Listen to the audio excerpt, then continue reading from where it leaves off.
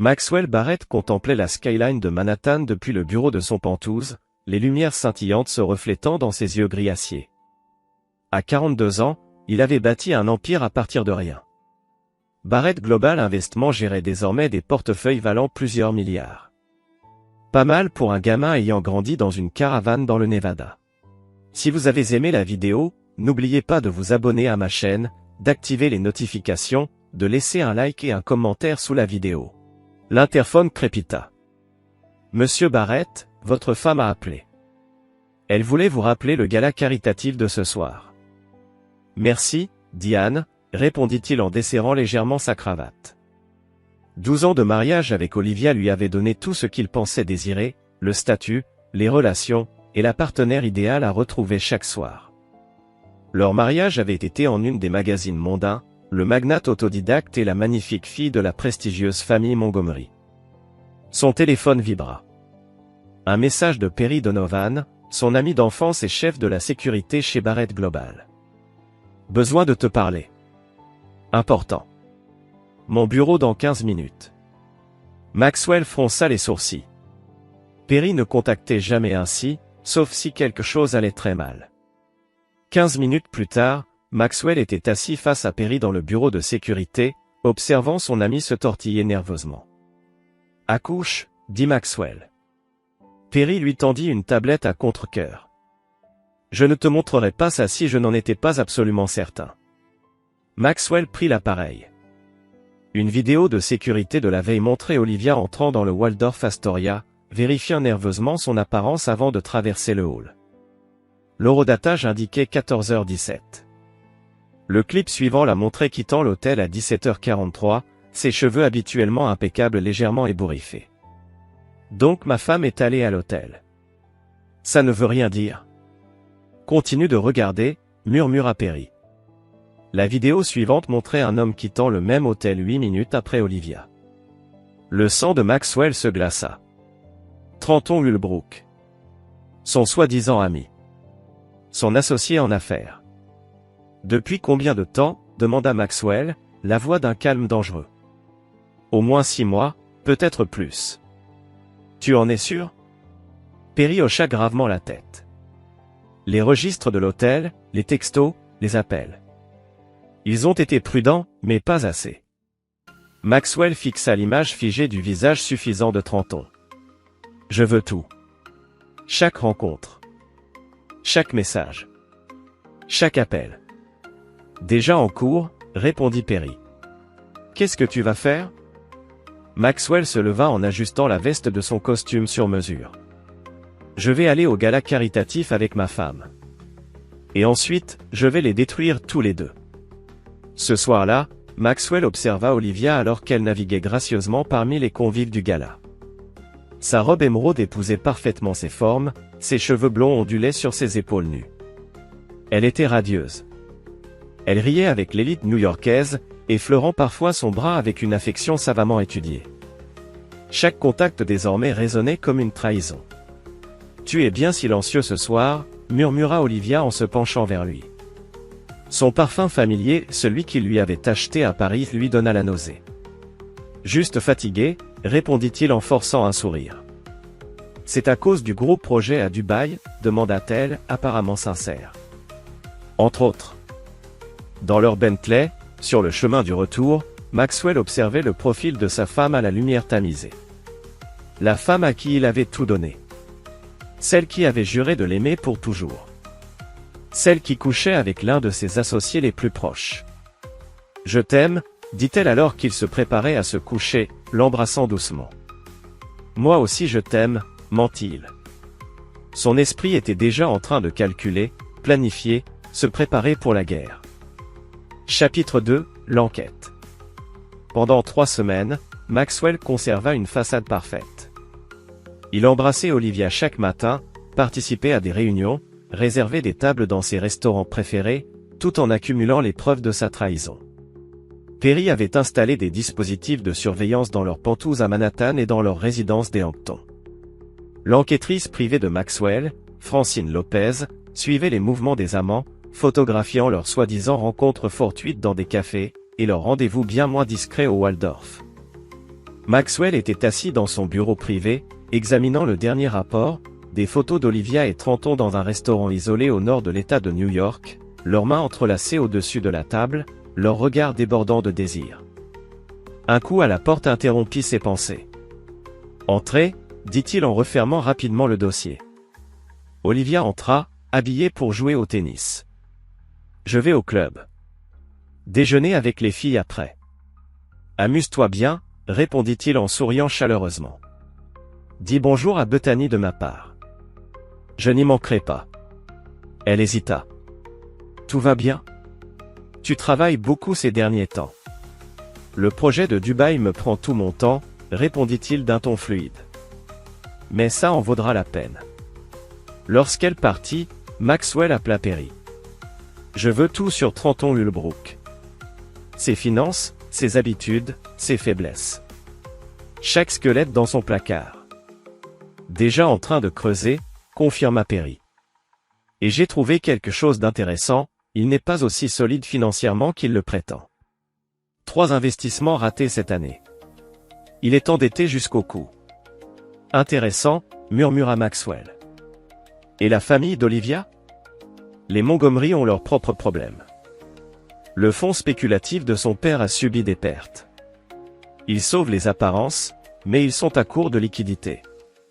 C'est pour ça qu'ils ont poussé Olivia vers toi, à l'époque. Maxwell lâcha un rire sans joie. Donc j'étais juste un riche inconnu censé les tirer d'affaire. En gros, oui. Qui d'autre est au courant pour l'affaire ? Son cousin Dominique, c'est sûr. Il les a déjà couverts 2 fois. Et je soupçonne ses parents de le savoir, mais ils préfèrent fermer les yeux. La mâchoire de Maxwell se contracta. Les Montgomery l'avaient toujours regardé de haut, avec ce mépris feutré typique de l'aristocratie. L'argent ancien face au self-made man. Il ne l'avait jamais vraiment accepté, malgré son succès. Il y a autre chose, ajouta Perry. Olivia a posé des questions sur tes finances.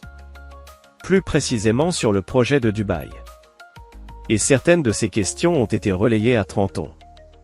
Les yeux de Maxwell se plissèrent. Donc ce n'est pas juste une histoire de sexe. Ils veulent ma société. On dirait bien. Trenton a rencontré certains de tes concurrents récemment. Maxwell se tourna vers la fenêtre, fixant la ville en contrebas. Je veux un audit complet. De tous ceux qui ont accédé à des informations sensibles. Et donne-moi un rendez-vous avec Natalia Rivera. Natalia était son avocate la plus impitoyable, brillante, discrète, et totalement dénuée de pitié au tribunal. Si quelqu'un pouvait l'aider à orchestrer une vengeance parfaite, c'était bien elle.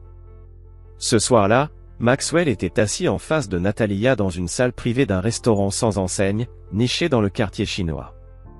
Alors, dit Natalia après avoir écouté toute l'histoire, tu veux les détruire tous les deux, complètement. Maxwell acquiesça. Mais je dois être stratégique. Un simple divorce donnerait à Olivia la moitié de ma fortune, qu'elle partagerait avec son amant. Natalia hocha la tête. Il y a des moyens d'éviter ça. Ton contrat prénuptial contient une clause d'infidélité.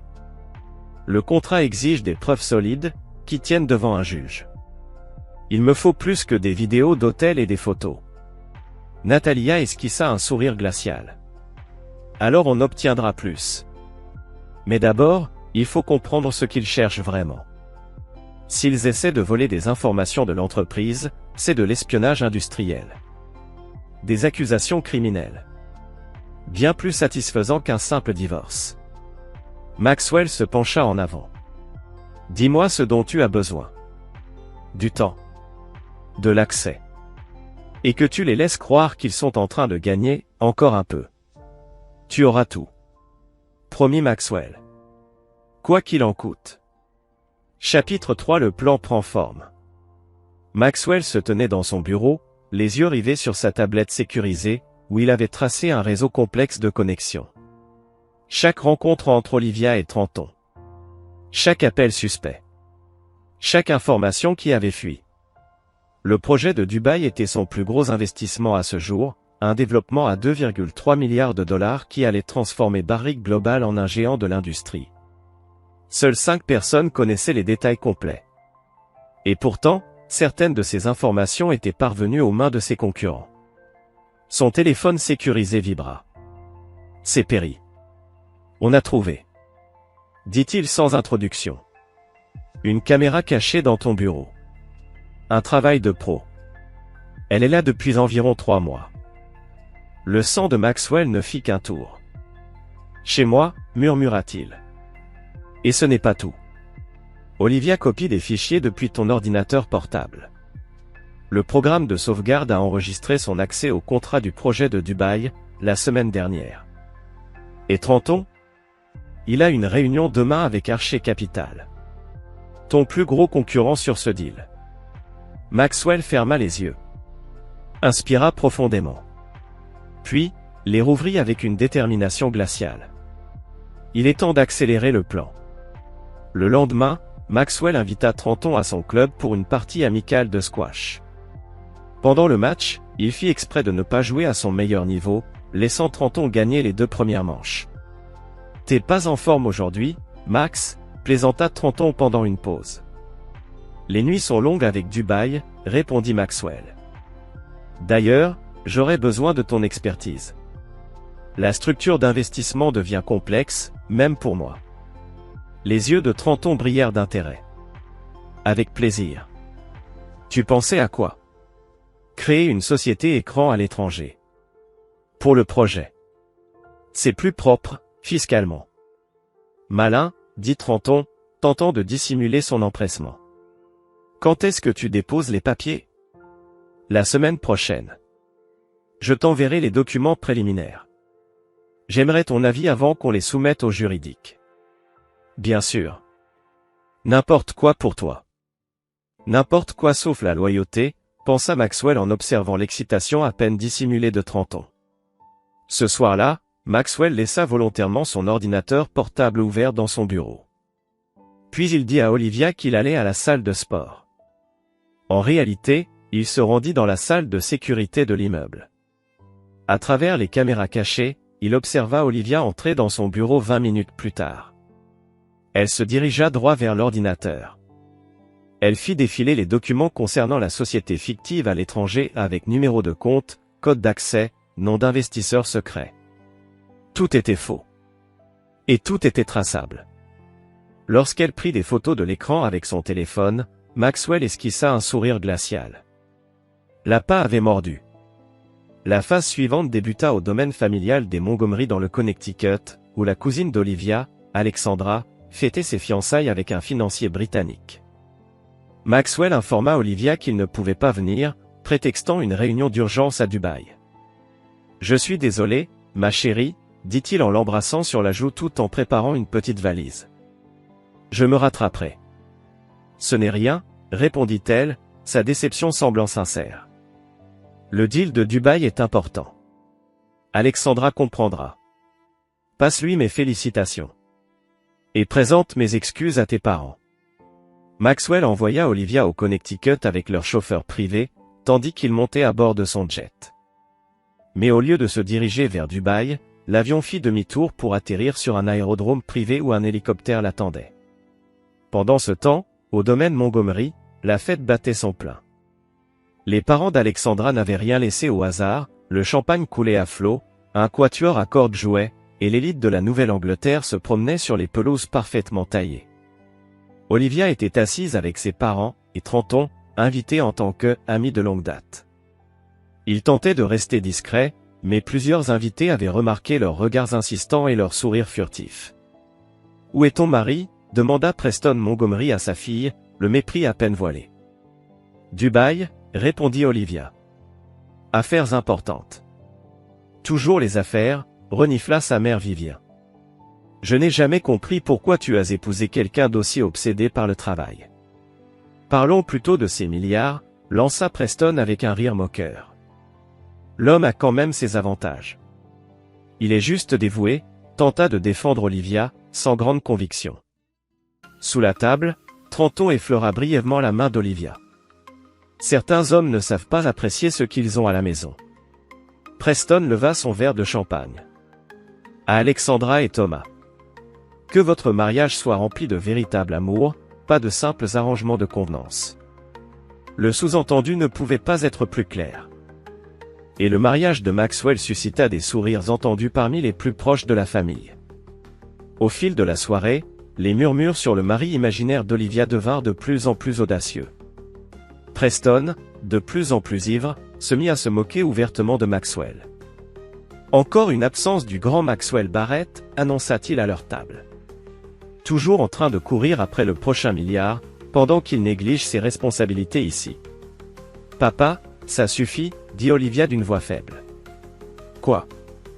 C'est vrai. Je commence à croire que ce voyage à Dubaï est une pure invention. Ou alors, c'est peut-être Maxwell Barrett lui-même qui est une fiction. Un portefeuille avec un homme parfois attaché. Un rire gêné parcourut le groupe. Vivian se joignit à l'hilarité. Chérie, tu dois reconnaître que ton mari est devenu plus une légende qu'une réalité ces derniers temps. Quand est-ce que quelqu'un l'a vu pour la dernière fois à un événement familial? Les joues d'Olivia rougirent de honte et de colère. Trenton lui serra la main avec compassion sous la table. À ce moment-là, le bruit distinctif des pales d'un hélicoptère fendit l'air du soir. Les conversations s'arrêtèrent net alors que les invités levaient les yeux vers le ciel.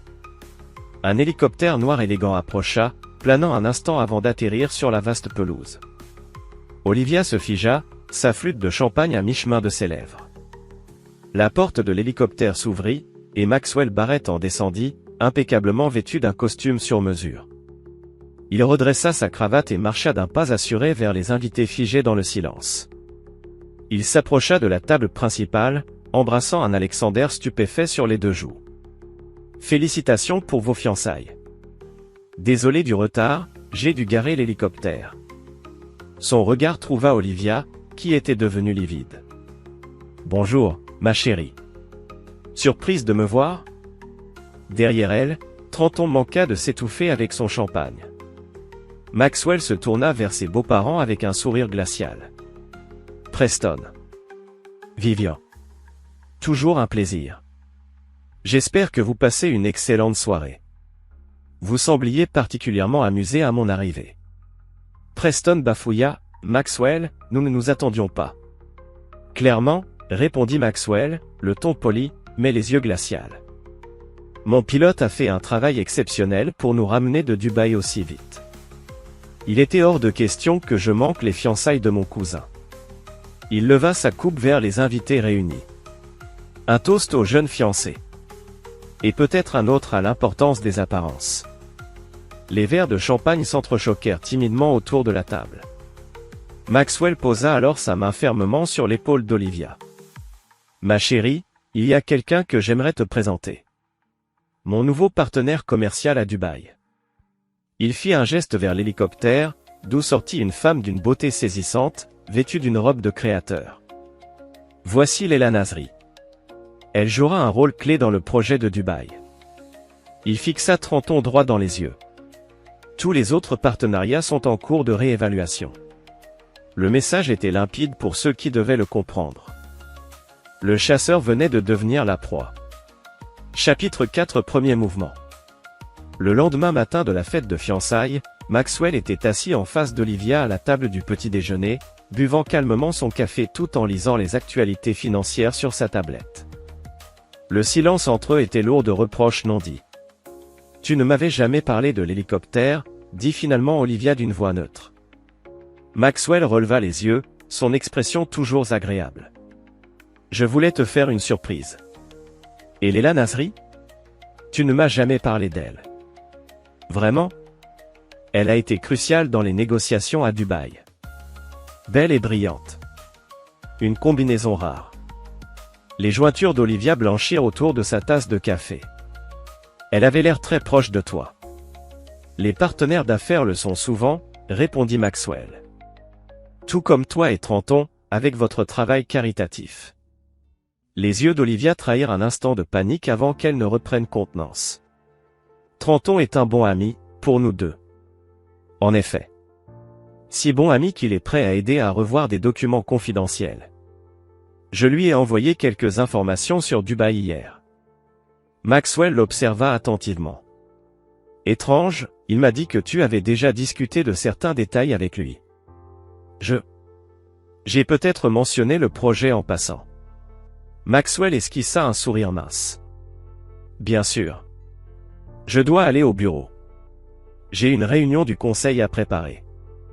Au siège de Barrett Global, Maxwell réunit son équipe de confiance, Perry, Natalia et son directeur financier Vincent Torres. Olivia et Trenton ont mordu à l'hameçon, annonça Maxwell.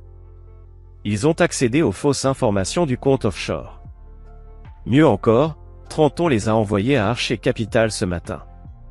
Parfait, dit Natalia. Espionnage économique exploitable.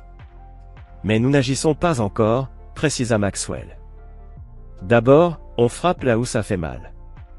Il se tourna vers Vincent. Où en est-on des finances de Trenton?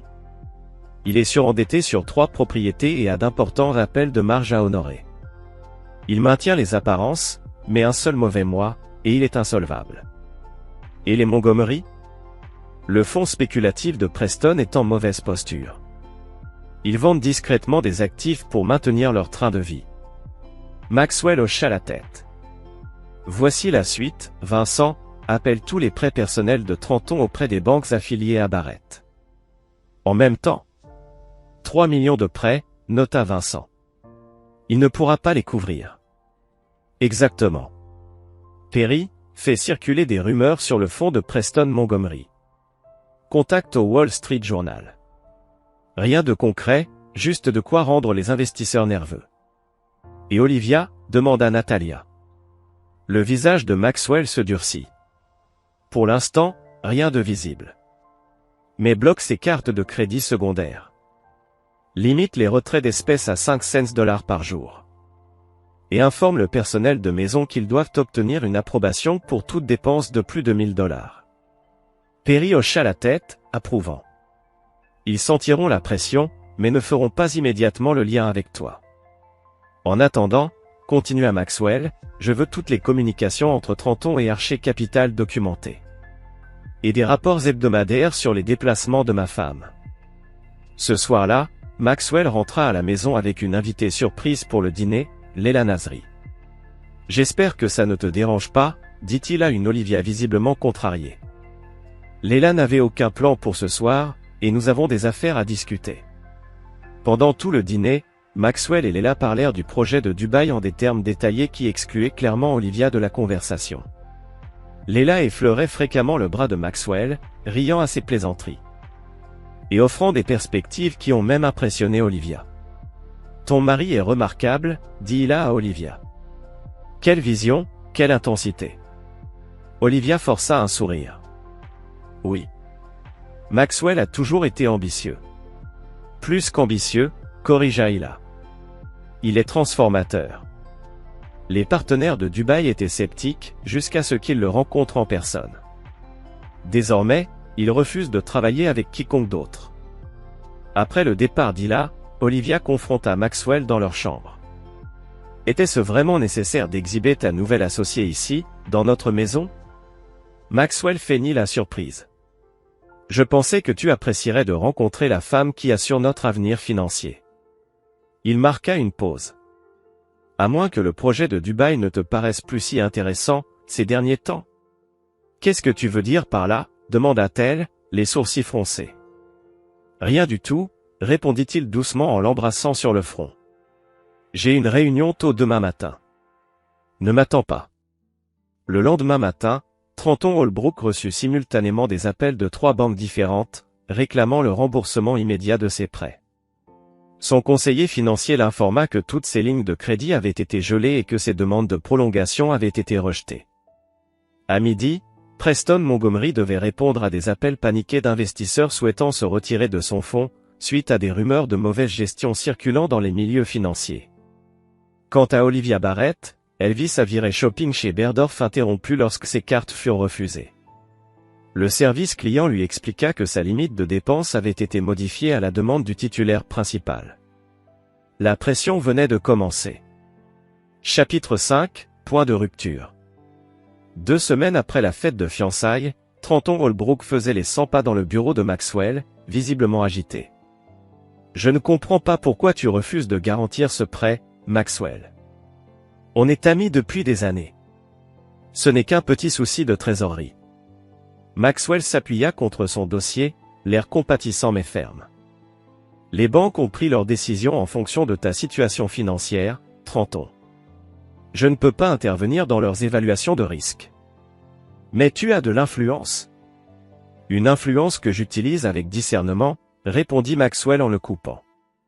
Écoute, je peux te proposer un poste de consultant sur le projet de Dubaï. Ça ne résoudra pas tous tes problèmes, mais c'est déjà quelque chose. Une lueur d'espoir passa dans les yeux de Trenton. Ce serait très utile. Bien sûr, il faudra signer nos accords habituels de confidentialité et de non-concurrence. Archer Capital rôde autour du projet, on doit s'assurer de la loyauté de notre équipe. Trenton pâlit légèrement. Une clause de non-concurrence? Procédure standard, répondit Maxwell d'un ton lisse. Natalia t'enverra les documents cet après-midi. 6 mois de travail garantis, à $20 000 par mois. C'était une bouée de sauvetage que Trenton ne pouvait pas refuser. Même s'il savait que cela l'empêcherait de collaborer avec Archer Capital, qui lui avait pourtant promis une place d'associé en échange d'informations confidentielles sur le projet de Dubaï de Barrett Global. Pendant ce temps, Olivia déjeunait avec sa mère dans un restaurant exclusif de Manhattan. « Je ne comprends pas ce qu'il se passe », se plaignit Vivien. « Les investisseurs de ton père retirent des millions, et le club menace de nous exclure pour cotisation en retard. Nous avons aussi des soucis, admit Olivia.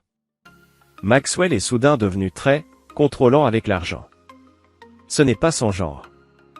Il a toujours été tellement désireux de prouver qu'il méritait sa place dans notre monde.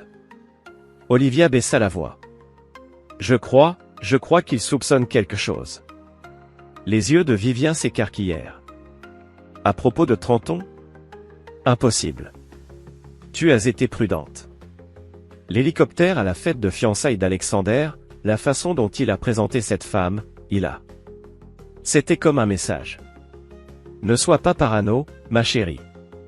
Les hommes comme Maxwell ne remarquent pas ce genre de détails. Ils sont trop occupés à faire de l'argent. Peut-être, dit Olivia sans conviction. Mais Trenton aussi a des problèmes financiers. Et ça, c'est trop soudain. Une coïncidence, balaya Vivien. Mais tu devrais peut-être être un peu plus attentive à Maxwell. Du moins, jusqu'à ce que la situation de ton père s'arrange. Ce soir-là, Maxwell invita Olivia à dîner dans leur restaurant préféré. Elle choisit soigneusement une robe rouge qu'il avait autrefois complimentée. Durant le dîner, Maxwell fut charmant, attentionné, presque comme au début de leur relation. Il lui demanda comment s'était passée sa journée, complimenta son apparence, évoqua leurs premières années ensemble. « Quelle est l'occasion ?» demanda Olivia, sincèrement surprise par tant de tendresse. « Un homme n'a-t-il pas le droit de profiter d'un dîner avec sa magnifique épouse ?» répondit-il en lui prenant la main à travers la table. « Je me suis trop laissé absorber par le travail, et je t'ai négligé. » Un éclair de culpabilité traversa le visage d'Olivia. « Je comprends combien le projet de Dubaï est important. »« Pas plus que nous deux, Olivia, » dit Maxwell avec intensité. « Je pensais que, quand les contrats de Dubaï seront signés le mois prochain, nous pourrions partir ensemble. Cette villa à Santorin que tu adorais? » « J'aimerais ça, » répondit-elle en serrant sa main. Sur le chemin du retour, le téléphone d'Olivia vibra. Elle l'inclina pour que Maxwell ne voie pas. Mais il eut quand même le temps d'apercevoir le nom de Trenton à l'écran. « Un problème ?» demanda-t-il d'un ton faussement détaché. « Non », répondit-elle vite. Juste Alexandra avec encore des questions de mariage. Un mensonge, suspendu dans le silence de la voiture. Au siège de Barrett Global, Perry fit son rapport à Maxwell. Trenton est désespéré, annonça-t-il. Il a essayé de contacter Archer Capital 3 fois, mais il l'ignore depuis qu'il a signé la clause de non-concurrence. Quant aux infos qu'il leur a déjà transmises, elles ne servent à rien. Les faux comptes offshore ont été suffisamment convaincants pour qu'Archer y consacre des ressources importantes. Quand ils découvriront qu'ils ont poursuivi des fantômes, ils ne seront pas contents. Maxwell acquiesça. Et Olivia? Elle voit toujours Trenton. Mais ils deviennent négligents. Ils se voient plus souvent, prennent moins de précautions. Ils paniquent. Parfait, dit Maxwell. Il tendit une clé USB à Perry. Arrange-toi pour qu'elle soit accidentellement trouvée dans mon bureau. Il faut qu'Olivia la découvre. La clé contenait des informations soigneusement sélectionnées sur le véritable projet de Dubaï. Un projet extrêmement lucratif, mais structuré de façon à exclure à la fois les Montgomery. Trenton de tout avantage. Cela incluait également des fichiers personnels suggérant que Maxwell prévoyait de divorcer d'Olivia après la finalisation de l'accord de Dubaï. Et Leilani Hari demanda. Planifie un autre dîner chez moi, assure-toi qu'Olivia sache qu'elle doit être présente, et demande à nos comptables de préparer les protocoles complets d'isolement financier. Tu les coupes tous.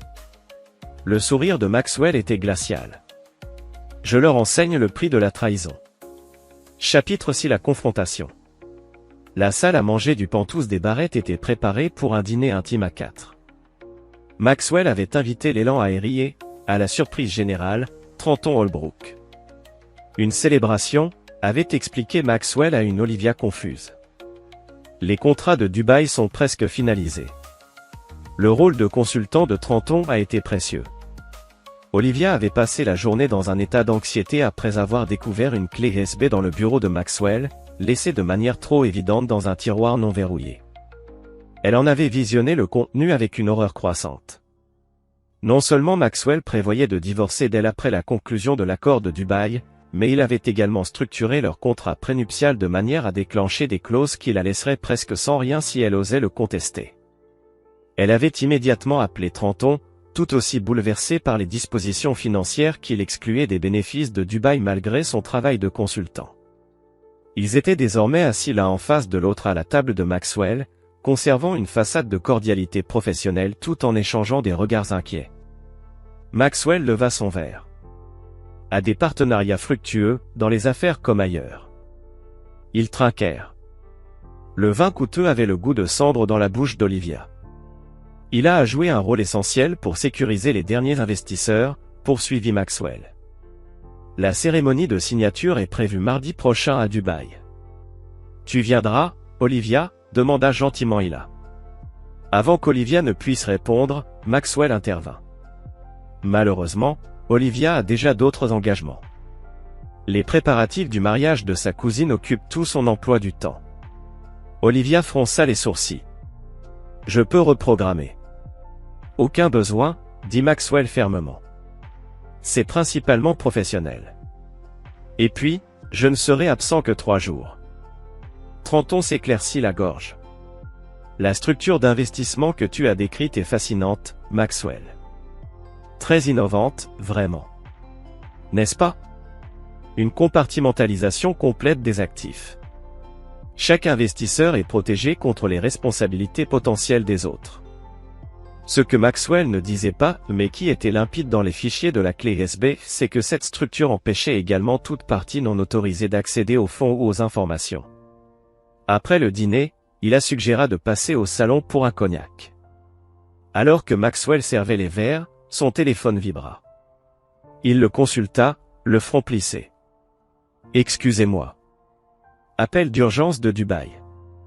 Dès que Maxwell quitta la pièce, Trenton s'approcha discrètement d'Olivia sur le canapé. Tu as vu les papiers de divorce, chuchota-t-il avec urgence. Oui, répondit-elle entre ses dents. Il compte les déposer dès que l'accord de Dubaï sera signé. Il faut qu'on se dépêche. Ma situation financière est critique. Et ton père va de plus en plus mal. S'il nous coupe complètement. Qu'est-ce qu'on peut faire? Il surveille tout, répondit Olivia. Hila, apparemment absorbé par son téléphone à l'autre bout de la pièce, ne semblait pas entendre leur échange. La cérémonie de signature à Dubaï, dit Trenton doucement. Si on pouvait avoir accès à ces codes d'authentification avant ça. Impossible, il me laisse à peine voir les comptes domestiques, encore moins les infos sur l'entreprise. Il doit bien y avoir quelque chose dans les papiers de son bureau. Ou dans son coffre. Leur complot murmurant fut interrompu abruptement lorsque Maxwell revint dans la pièce. Bonne nouvelle, annonça-t-il. Le dernier investisseur est confirmé. On est officiellement en souscription complète pour le projet du bail. Il leva à nouveau son verre, observant Olivia et Trenton au-dessus du bord, tandis qu'il forçait des sourires de circonstance. Plus tard dans la nuit, après le départ de Trenton et Hila, Maxwell trouva Olivia dans leur chambre, feignant de lire.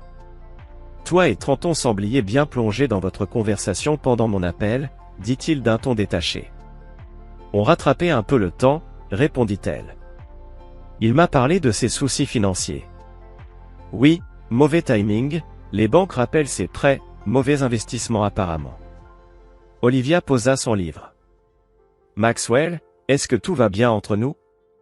Il s'assit à ses côtés sur le lit et lui prit la main. Pourquoi tu demandes ça? Tu es différent dernièrement. D'abord très attentionné, puis distant. Les changements dans nos comptes. Maxwell observa son visage, un visage qu'il avait autrefois aimé à en perdre la raison. J'ai juste été absorbé par Dubaï. C'est le plus gros contrat de ma carrière. Juste Dubaï? Rien d'autre?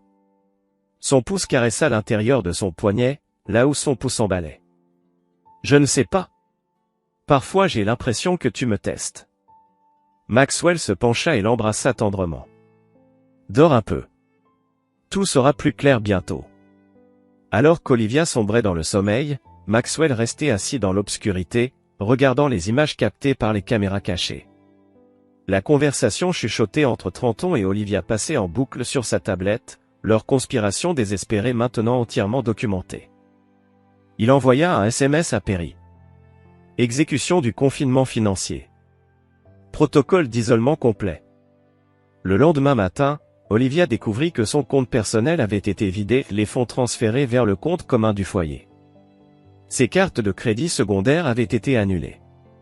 Son portefeuille d'investissement offert par Maxwell pour leur 10e anniversaire affichait un transfert en attente vers le Barrett Family Trust. Quand elle appela paniqué l'avocat de la famille, il l'informa que les récents changements du trust exigeaient désormais une double autorisation pour tout retrait, la signature de Maxwell et celle de sa fiduciaire désignée, Nathalie arrivera.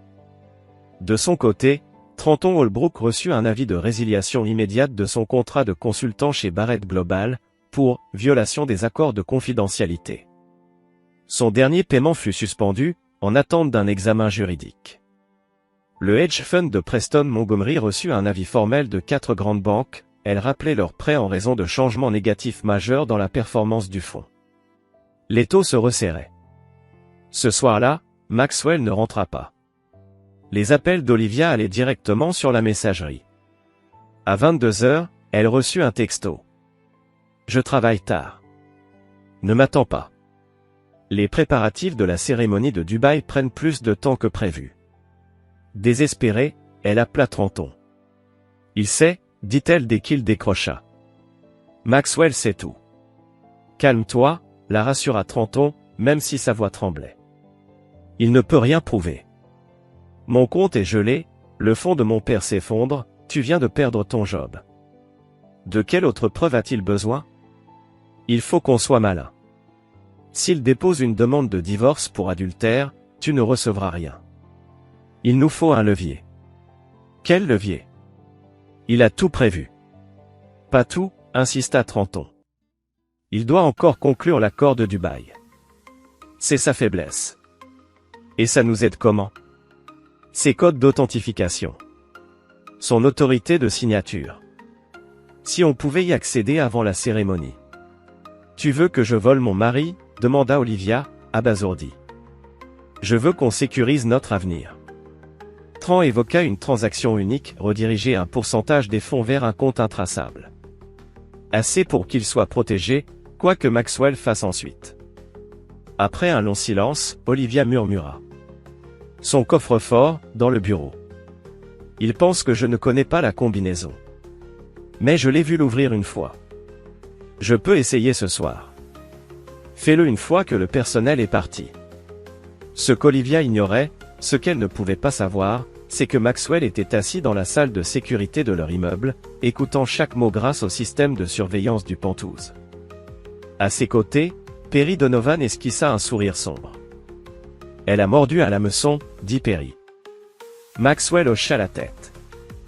Et maintenant, nous avons un complot de fraude enregistré, en plus d'espionnage industriel, tentative de vol et d'infidélité.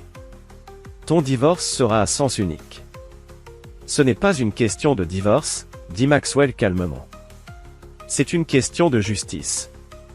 À précisément 23h17, les caméras de sécurité enregistrèrent Olivia Barrett entrant dans le bureau à domicile de son mari. Elle s'approcha du coffre dissimulé derrière un tableau, entra soigneusement la combinaison. Le coffre s'ouvrit. À l'intérieur, elle trouva exactement ce que Maxwell voulait qu'elle y trouve, un dossier intitulé « Code finaux d'autorisation, Dubaï », ainsi qu'une note manuscrite à propos du calendrier de la cérémonie de signature. Ce qu'elle ne trouva pas, en revanche, c'était la petite caméra en train d'enregistrer ses moindres gestes depuis l'intérieur du coffre, ni le traceur GPS activé lorsqu'elle retira le dossier. Alors qu'Olivia photographiait les documents avec son téléphone, Maxwell l'observait depuis la salle de sécurité, l'expression impassible. « Appelle Natalia », ordonna-t-il à Perry. « Dis-lui que nous avons tout ce qu'il nous faut. » Chapitre 7, le piège se referme. Le matin de la cérémonie de signature à Dubaï arriva avec un air d'inévitabilité. Le jet privé de Maxwell Barrett était censé décoller à midi. Avant de partir pour l'aéroport, il fit un dernier arrêt au siège de Barrett Global. Natalia Rivera l'attendait dans son bureau avec les documents juridiques finaux. « Tout est prêt », confirma-t-elle. « Au moment où ils tenteront d'accéder au code d'autorisation, nous les aurons, et les vrais contrats de Dubaï seront en sécurité. La signature réelle aura lieu ici, à New York, demain, pas à Dubaï. » Les partenaires ont été informés des mesures de sécurité. Maxwell hocha la tête. « Olivia et Trenton ? Notre équipe de surveillance rapporte qu'ils se sont rencontrés il y a 1 heure, dans l'appartement de Trenton. Elle lui a apporté les documents du coffre. Parfait. Assure-toi que Preston et Vivian Montgomery soient inclus dans les actions d'aujourd'hui. Ils ont facilité tout cela depuis le début. » Le téléphone de Maxwell vibra. Un message de Perry. « On vient de quitter l'appartement de T. Se dirige vers les bureaux d'Archer Capital. » Pile à l'heure, murmura Maxwell. Au bureau de Manhattan d'Archer Capital, Trenton Holbrook et Olivia Barrett furent escortés dans une salle de réunion, où Douglas Archer les attendait en personne. « Ceci est extrêmement irrégulier, » dit Archer, en examinant les documents qu'Olivia avait étalés sur la table. « Ces codes d'autorisation appartiennent à Barrett Global. Mon mari prévoit de m'évincer de tout, » expliqua Olivia désespérément. « C'est ma seule protection. » Et vous êtes prête à rediriger 20% des fonds de Dubaï vers des comptes anonymes, demanda Archer, un sourcil levé. C'est une assurance, insista Trenton. Une fois la transaction confirmée, vous aurez un accès légitime à la structure d'investissement. Votre entreprise en bénéficie. Nous obtenons une protection. Tout le monde y gagne. Sauf Maxwell Barrett, nota Archer d'un ton sec. Il fera quand même des milliards, dit Olivia, indifférente. Il ne pourra simplement pas utiliser cet accord pour nous détruire. Archer les observa attentivement. Et qu'est-ce qui vous fait croire que ces codes sont authentiques? Que ce n'est pas un piège? Je les ai pris de son coffre personnel, répondit Olivia. Maxwell me fait entièrement confiance. Trenton acquiesça vigoureusement. La cérémonie de signature a lieu aujourd'hui à Dubaï. C'est notre seule chance. Archer sembla réfléchir, puis fit signe à son assistant. Vérifiez ces codes auprès de nos contacts bancaires. S'ils sont valides, on continue. Ce qu'aucun d'eux ne savait, c'est que Douglas Archer avait reçu la visite de Natalia Rivera la veille. Les codes allaient effectivement être validés, mais leur utilisation allait déclencher une traçabilité numérique complète menant directement au système d'Archer Capital. Pendant ce temps, le jet de Maxwell décollait de l'aéroport de Teterboro, mais sans lui à bord.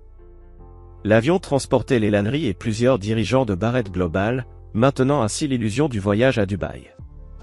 Maxwell, lui, se trouvait dans un bureau sécurisé de l'autre côté de la ville, observant le piège se refermer.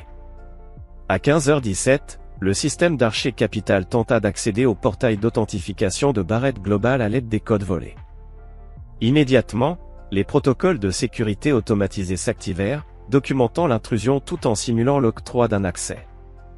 Archer, Trenton et Olivia observèrent l'écran affichant ce qui semblait être le tableau de bord des transactions du projet Dubaï. L'équipe d'Archer lança le transfert de fonds, redirigeant 20% vers des comptes offshore contrôlés par Trenton et Olivia. Confirmation reçue, annonça le spécialiste technique d'Archer. Fonds transférés. Olivia poussa un soupir de soulagement. Peu importe ce que Maxwell fera maintenant, on est protégé. Je ne serais pas si sûr de ça, déclara une nouvelle voix depuis l'encadrement de la porte. Toutes les têtes se tournèrent pour voir Maxwell Barrett, flanqué de Natalia Rivera et de 2 agents du FBI. Messieurs, dit Maxwell en s'adressant aux agents, comme convenu, vous venez d'assister à une tentative d'espionnage industriel et de fraude électronique. Le visage d'Olivia se vida de toutes couleurs. Maxwell, ce n'est pas ce que tu crois. C'est exactement ce que je crois, répliqua-t-il froidement. Ma femme et son amant en train de voler des codes d'autorisation et de tenter de détourner des millions d'une transaction d'affaires légitime. Tu nous as piégés, réalisa Trenton, la voix creuse. Je vous ai donné juste assez de cordes pour vous pendre, corrigea Maxwell. La cérémonie de signature à Dubaï, c'est demain à New York. Ces codes que vous avez volés? Un piège. Les transactions que vous venez d'autoriser. Des preuves documentées de fraude. Douglas Archer se leva brusquement. Barrett, je collaborais avec les autorités pour piéger ces deux-là. Ce sont eux qui m'ont approché avec ce plan. Épargne-moi ça, Douglas, coupa Maxwell. Ta réunion avec Trenton le mois dernier fait déjà partie du dossier. Tu es aussi impliqué qu'eux. Alors que les agents du FBI lisaient leurs droits et passaient les menottes, Maxwell s'approcha d'Olivia, figée par le choc. Pourquoi? Murmura-t-elle. Tu aurais pu simplement divorcer. Maxwell se pencha, sa voix destinée à elle seule. Parce que tu n'as pas seulement trahi notre mariage. Tu as trahi ma confiance. Tu as conspiré contre tout ce que j'ai construit. Et pour cela, il n'y aura aucun pardon. Il redressa sa cravate et hocha la tête en direction des agents du FBI. Elle est à vous, messieurs. Tandis qu'ils emmenaient Olivia, Trenton et Archer, Natalia s'approcha de Maxwell. Les Montgomery, demanda-t-elle. La SEC leur rend visite à l'instant même. La comptabilité créative de Preston est sur le point de devenir publique. Une destruction totale. Ça en valait la peine, observa Natalia. Maxwell regardait les portes de l'ascenseur se refermer sur le visage noyé de larmes de sa femme. Chaque centime. Chapitre 8. Les conséquences. 3 mois après les arrestations, Maxwell était assis dans le bureau de son avocat, en train de relire les conditions finales du règlement. Les affaires pénales contre Olivia, Trenton et Douglas Archer avançaient, les 3 risquant de lourdes peines de prison pour fraude, espionnage industriel et conspiration. Les avocats d'Olivia demandent une nouvelle réunion, l'informa Natalia. Ils suggèrent une nouvelle offre de règlement. Aucune réunion. Aucun règlement, répondit Maxwell d'un ton plat. Elle a fait ses choix. Le parquet lui propose une réduction de peine en échange de son témoignage contre Trenton et Archer. Qu'elle l'accepte ou non, ça m'est égal. Natalia l'observa attentivement. Le divorce était finalisé. L'accord de Dubaï avait été conclu avec succès. Les actions de Barrett Global n'avaient jamais été aussi hautes. Tu as gagné, Maxwell. Il ne s'est jamais agi de gagner, corrigea-t-il. Il s'agissait de conséquences. Et les conséquences avaient été sévères. Le fonds spéculatif de Preston Montgomery s'était effondré sous le poids de l'enquête de la SEC, Preston lui-même faisant désormais face à des accusations criminelles pour fraude envers les investisseurs. Vivian avait dû vendre leurs propriétés et œuvres d'art pour couvrir les frais juridiques. La famille Montgomery, autrefois fière et respectée, n'était plus qu'un exemple de mise en garde dans les cercles financiers. Trenton Ulbrook avait tout perdu, sa réputation, sa liberté, ses actifs. En attente de procès, il s'était vu refuser la libération sous caution en raison du risque de fuite. Ces tentatives désespérées de rejeter la faute sur Olivia n'avaient fait que renforcer le dossier du procureur contre eux deux. Et Olivia, la femme autour de laquelle Maxwell avait bâti sa vie, était désormais enfermée dans un centre fédéral de détention. Ses vêtements de créateur troqués contre une combinaison de prison. Ses amis de la haute société disparus. Son avenir, réduit à néant. La presse veut des interviews, poursuivit Natalia. Forbes, Wall Street Journal, CNBC. L'affaire Barrett Trahi faisait encore les gros titres. Aucune interview, trancha Maxwell. Les faits parlent d'eux-mêmes. Ce soir-là, Maxwell rentra dans son Pantouse, désormais redécoré pour effacer toute trace d'Olivia. Aucune photo ne subsistait. Aucun souvenir partagé. Comme si leurs 12 années ensemble n'avaient jamais existé. Perry le rejoignit pour un verre sur la terrasse surplombant Central Park. Archer Capital est fini, rapporta Perry. Leurs principaux clients se retirent. Leur réputation est toxique. Maxwell hocha la tête, faisant tournoyer son scotch.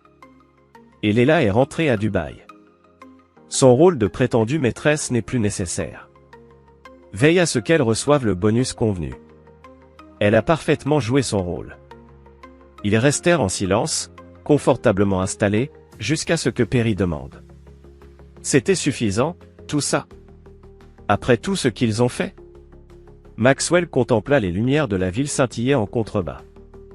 La justice ne consiste jamais à obtenir assez. Elle concerne l'équilibre. Ils ont comploté pour tout me prendre. Maintenant, ils n'ont plus rien. Et le cercle social des Montgomery? Ceux qui se moquaient de toi à la soirée de fiançailles? Un sourire froid effleura les lèvres de Maxwell. J'ai acquis une participation majoritaire dans leur club. Le comité d'admission est en cours de restructuration. Étonnant de voir à quelle vitesse la loyauté change quand la fortune bascule. Et maintenant, demanda Perry. Après tout ça, que vas-tu faire? Expansion.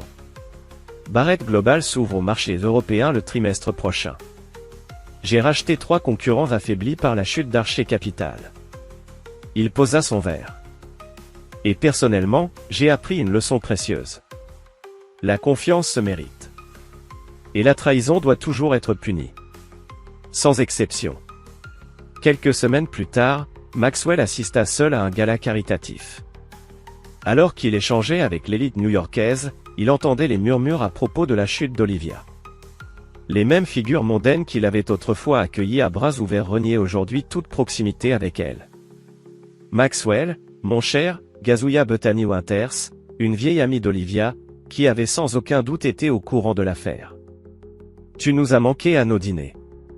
Il faut absolument que tu viennes bientôt.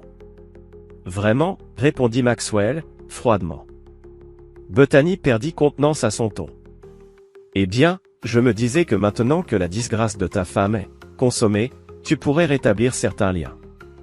Comme c'est aimable. Son sourire ne toucha jamais ses yeux. Malheureusement, j'ai une excellente mémoire en matière de loyauté. Bonne soirée, Bethany. Il tourna les talons, la laissant bouche bée. Plus tard dans la soirée, Alexandra Montgomery, désormais Alexandra Winthrop après son mariage, l'approcha prudemment. Maxwell, je veux que tu saches que je n'ai jamais approuvé ce qu'Olivia a fait, ni le comportement de mon oncle envers toi. Maxwell observa son ancienne cousine par alliance. Pourtant tu n'as rien dit quand il se moquait de moi à ta fête de fiançailles. Alexandra rougit. J'ai été lâche. Je ne voulais pas contrarier mes parents.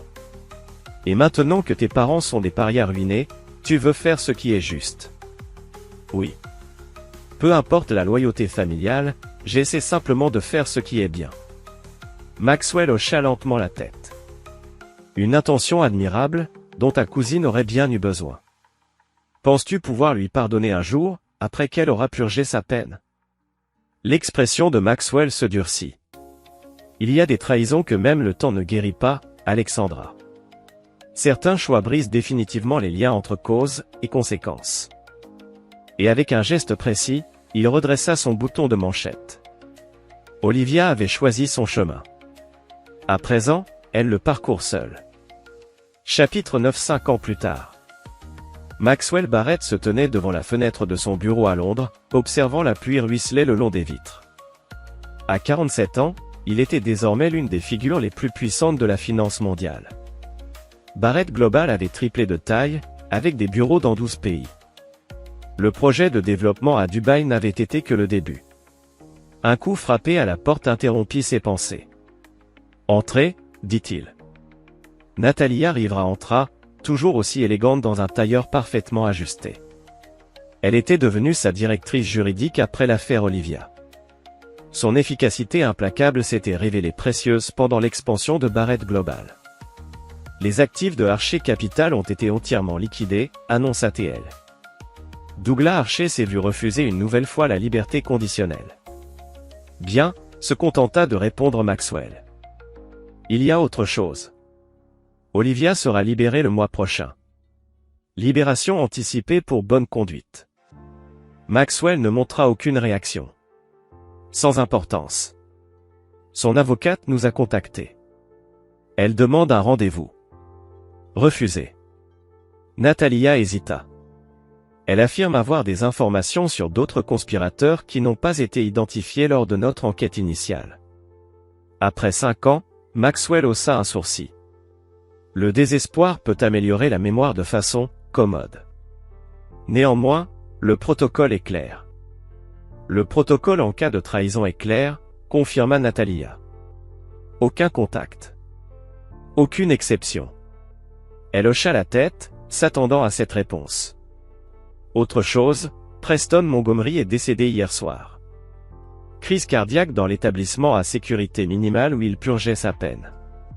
Maxwell reçut la nouvelle avec indifférence. Envoyez une composition florale modeste et appropriée. Rien de personnel, bien sûr. Lorsque Natalia quitta la pièce, Maxwell retourna à la fenêtre. De l'autre côté de la rue, la construction de la nouvelle Barrett Tower continuait. Elle serait bientôt le plus haut gratte-ciel du quartier financier de Londres. Son téléphone vibra, un message de Perry. Il était sorti de l'hôpital et demandait toujours un rendez-vous. Trenton Ulbrook avait tenté de se suicider 6 mois après son incarcération. Il avait survécu, mais passé les années suivantes entre prison et hôpitaux psychiatriques. Comme Olivia, il essayait de le contacter par l'intermédiaire de tiers, suppliant pour une chance de s'expliquer, de s'excuser. Maxwell supprima le message sans répondre. Ce soir-là, il assista à un dîner privé chez le chancelier de l'échiquier britannique. En tant que célibataire le plus convoité des cercles financiers, il ne manquait jamais d'invitations ou de compagnons intéressés.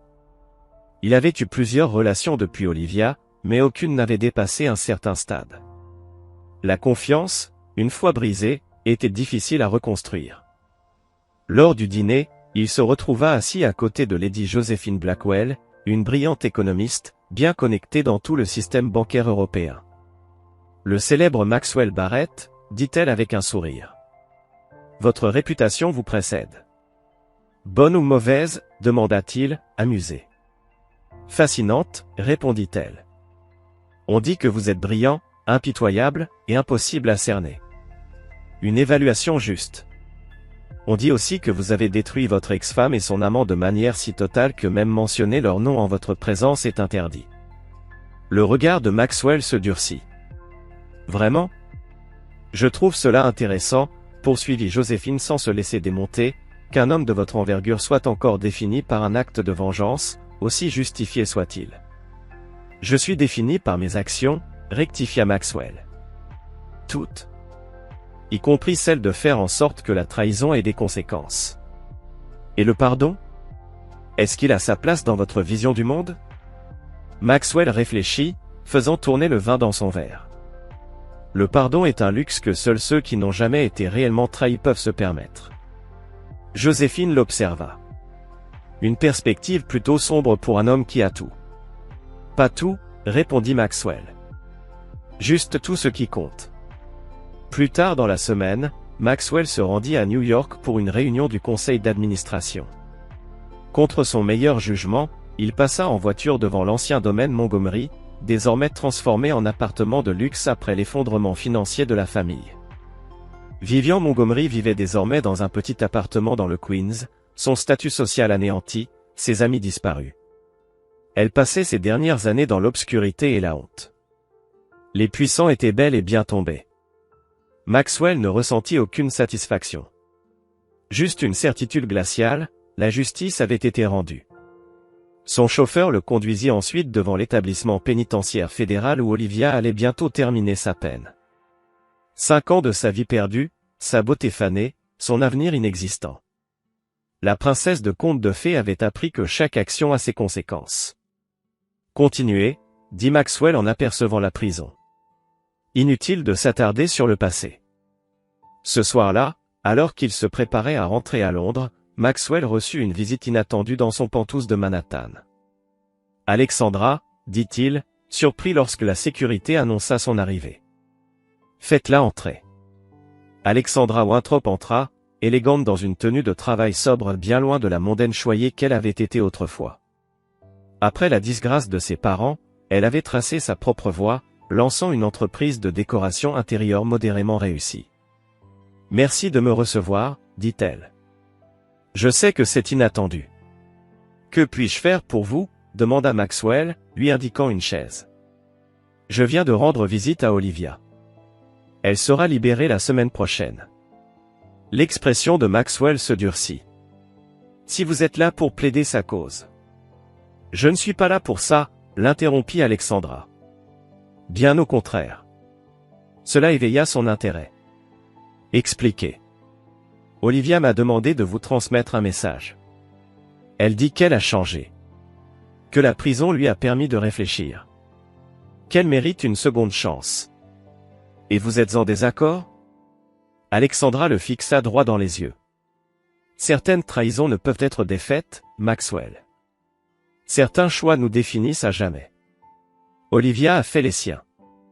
Une lueur de surprise traversa les yeux de Maxwell. Une perspective inattendue venant d'un membre de la famille. Il y a 5 ans, j'ai regardé comment vous avez méthodiquement démoli l'héritage de ma famille, en réponse à leur trahison. C'était terrifiant, brutal, et entièrement justifié. Elle inspira profondément. J'en ai tiré une leçon. Sur les conséquences. Sur l'intégrité. Et maintenant, vous me déconseillez de faire preuve de clémence ? Je vous suggère que vos instincts vous ont bien servi. Olivia n'a pas changé. Elle ne pense encore qu'à elle-même. Maxwell hocha lentement la tête. Merci pour votre franchise. Alors qu'Alexandra se levait pour partir, elle ajouta. Il y a une chose de plus que vous devriez savoir. Trenton la contacte. Il prévoit de se retrouver après sa libération. Certaines personnes n'apprennent jamais, observa Maxwell. Apparemment non. Après son départ, Maxwell resta debout devant sa fenêtre, regardant la ville qui avait vu naître ses plus grands triomphes, et sa trahison la plus douloureuse. Son téléphone vibra. Un message provenant d'un numéro inconnu. C'est Olivia. Je suis libéré la semaine prochaine. S'il te plaît, laisse-moi une chance de m'expliquer. De m'excuser. Les gens changent. Tout le monde mérite le pardon. Maxwell contempla le message longuement, puis composa sa réponse. Non, tout le monde ne le mérite pas. Il bloqua le numéro et se retourna vers la fenêtre. Son reflet dans la vitre montrait un homme qui avait appris la leçon la plus dure, certaines trahisons vous changent à jamais. Et certaines dettes ne seront jamais remboursées. Dans le monde impitoyable de Maxwell Barrett, les secondes chances étaient un mythe. La confiance, une fois brisée, restait irréparable. La loyauté, une fois trahie, ne se restaurait jamais. Ce n'était plus la vengeance qui le motivait. C'était un principe. Un code, aussi inflexible que l'homme lui-même. Le passé était écrit. Les conséquences livrées. Et Maxwell Barrett ne se retournait jamais. Et voilà, une autre histoire touche à sa fin. Qu'en avez-vous pensé ? Laissez vos impressions dans les commentaires ci-dessous. Si vous avez aimé cette histoire, n'hésitez pas à rejoindre notre communauté en vous abonnant, cela compte énormément pour nous. Pour d'autres récits comme celui-ci, jetez un œil aux vidéos recommandées à l'écran. Et on se retrouve très bientôt. So they announced that they're releasing these. It's their second drop. We are there the second it drops. First in line. Make our purchase, buy them. It's expensive as fuck, especially because of the tariffs. But we make it. We get the purchase. locked in, secured, loaded. A week goes by. Nothing. 2 weeks goes by. Nothing. 3 weeks goes by. Nothing. Where the fuck is our... Okay, session has started. We're in the snow. Where the fuck are our bee hoodies? We reach out to USPS. They look into it. Oops. Our bad. We misdelivered it. Sent it to a house like 4 blocks down the road. My bad. What do you mean you're bad, bro? That was like a lot of money. Mina over here says, nah, fuck that. She reaches out to Very Cool Shirts with the receipts. Tells them, hey, USPS fucked up. Can you help us? Oh yeah, also USPS is like, we're not going to cover it unless it was insured. Chat, how many online orders have you had insured? Just raise your hand if you've ever once insured a delivery from anywhere. Yeah, I'm talking about United States Postal. I actually was a postman for USPS. That's another story. But anyways, so yeah, USPS, oops, our bad, but also not gonna pay for it. Fuck you. So Mina here reaches out to Very Cool and says, hey, they fucked up. Can you help us? Very Cool says, yeah, man, we got you. And then they just sent a replacement. Now, if you're paying attention, you're probably wondering, Dane, Mana, if it didn't come, then how are you wearing a bee hoodie right now? Well, that's because my dumbass was like, fuck, we're never getting those back. Take the L. I guess I'm buying from a reseller. So I've paid about triple what this costs just to have it because I'm that diehard for Minecraft. Oops, I almost made another pickaxe. But this is really good news because now I get to recoup some of those those funds. So I'm very happy about that.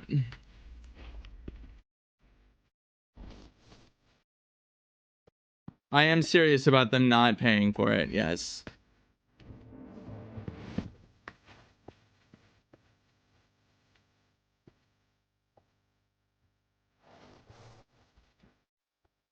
No, it was UPS.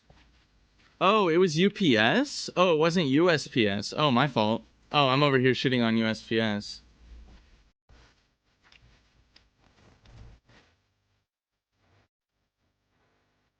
They called me personally on Saturday to tell me they misdelivered it. Oof. Yeah, I was there. I remember that. Okay. We got the wood. We got the tools. Got the basics. We're looking for coal and animals. So anyways, we got the good ending. I was doomer about it and bought from a reseller because I thought it was over. I thought we were cooked. I said, Chad, are we cooked? Okay, I don't want to go down there yet. I'm sure there's coal down there, but... What was their excuse? I don't think they had one, bro.